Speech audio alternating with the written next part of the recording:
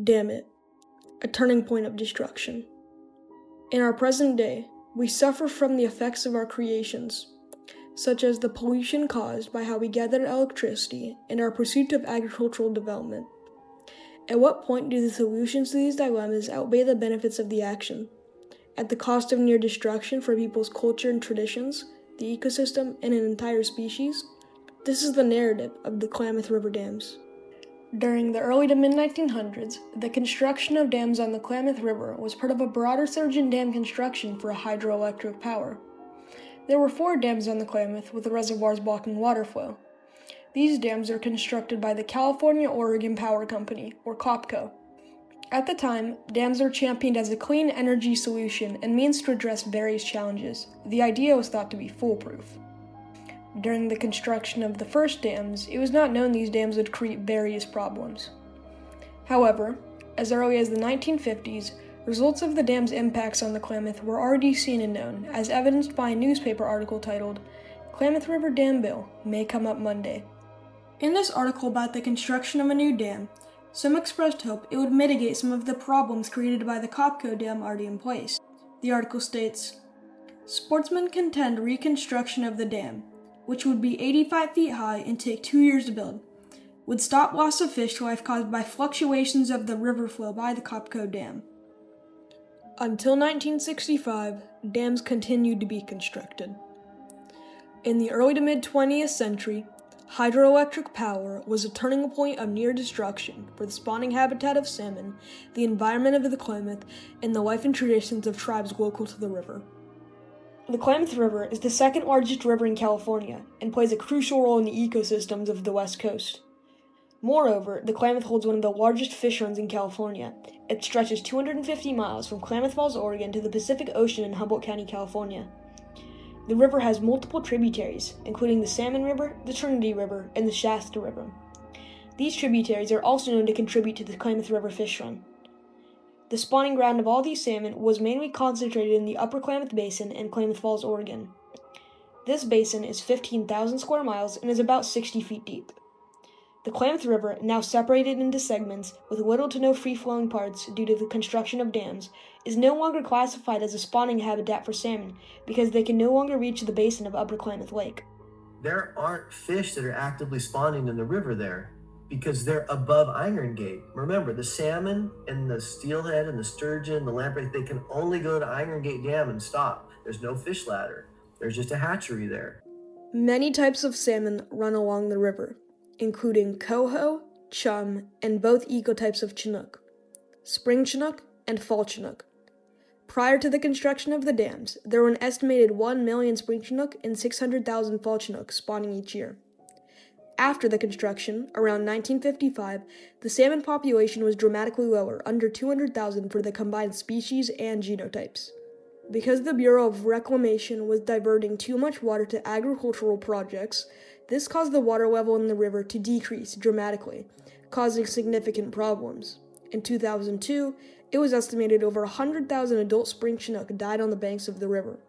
The salmon had perished due to a parasite called Ichthyophilus multifolius, or ICH. This parasite outbreak was caused because of shallow water levels and high water temperatures. This provided an adequate breeding ground for the parasite. We all realized that these were dead salmon and there was a massive fish kill underway. And this was devastating to our community. By like the 3rd day, the smell was so bad, the stench from all these dead fish, that like all the campgrounds emptied out, all the tourists went home, but all the people that lived there, we couldn't leave, right? We had to like clean up all of these fish. The effect on salmon from the construction of the dams was seen almost immediately. Only 15 years after the completion of the first dam, COPCO 1, tribal gillnet fishing became illegal due to a lack of fish. This exemplifies how much the salmon have suffered and why the dams are a climax of devastation for them. The dams are also a capstone of ruin for the health and water quality of the ecosystem around the Klamath.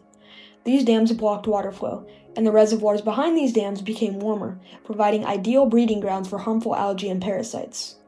Now, if any wildlife or humans ingest this contaminated water, they can potentially die. The main type of algae the reservoirs were producing was blue-green algae, or more specifically, cyanobacteria. Cyanobacteria kills people every year in third world countries. Cyanobacteria create cyanotoxins, which can lead to kidney and liver failure if ingested. This new rise of cyanobacteria wreaked havoc on the ecosystem, nearly destroying a variety of species. Because the dams blocked off over half the river, salmon no longer inhabited the northern region. This caused wildlife to perish, such as bears, otters, and eagles, because salmon was their primary food source. As is evidenced, the dams have caused immense damage to the environment and wildlife, and even resulted in death to humans. All of these factors culminated into a critical juncture of near destruction for the environment surrounding the Klamath. Ending salmon runs in the upper basin affected local tribes such as the Yurok, Shasta, Hupa, Karuk, and Klamath. The river had been fulfilling the needs of local tribes for thousands of years as a food source. Beyond that, the river was intricately tied to their way of life. The dams had a devastating effect on tribes because they interfered with the natural habitat of the salmon, and because most of their diet was based around the river, this was devastating to tribes. Because salmon had been restricted to local tribes, they were forced to look elsewhere to augment their food supply. Therefore, these dams can be linked with the obesity crisis for Native Americans starting in the early 1900s. That's caused rampant obesity in our communities, and because of the rampant obesity, we have rampant diabetes. So we have diabetes that's like 500% the national average in our communities because of obesity, which is a direct result of our poor diet, because we had our natural diet of like all these incredible foods that we ate for thousands of years replaced by food commodities that the government handed out for free. And they still do, Diego. Every month, in front of all the tribal offices, including ours, a big truck pulls up. And a lot of our people have to go and do it because they're poor. And they get the fake cheese and the powdered milk and the bleached flour and the processed sugar, and that's what they go home and eat. There is definitely a cultural tradition in many facets of the life of Yurok tribe and all the tribes that have that benefit of the salmon, because not only the Yurok tribe, but all tribes along the coast benefit from that. And the cultural identity, they have festivals and feasts and ceremonies for the coming in of the salmon, and that's to welcome them into their property, their territory, and to communicate to the spirit of the animal.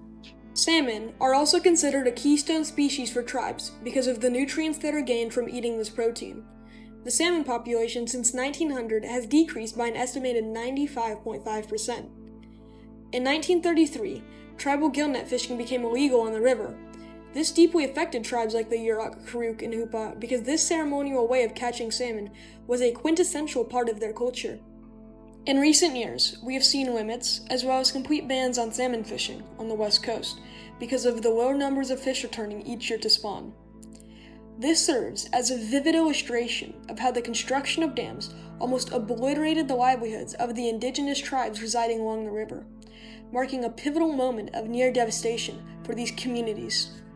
In 2016, studies conducted by U.S. Army engineers proved that dams are outdated since 70% of dams are deemed as high hazard potentials. The construction of dams on the Klamath devastated the salmon habitat, the overall environment, and the way of life for people local to the river. This devastation is a pivotal change for the Klamath River Basin, including its people and species that live along the river. In 2016, the Klamath Dams were purchased by a non-profit organization, the Klamath River Renewal Corporation. They have already begun revitalizing the river, have destroyed Copco 2, and have released water from Copco 1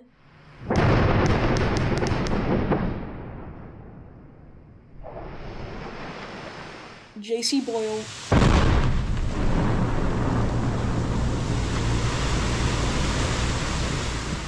and Iron Gate.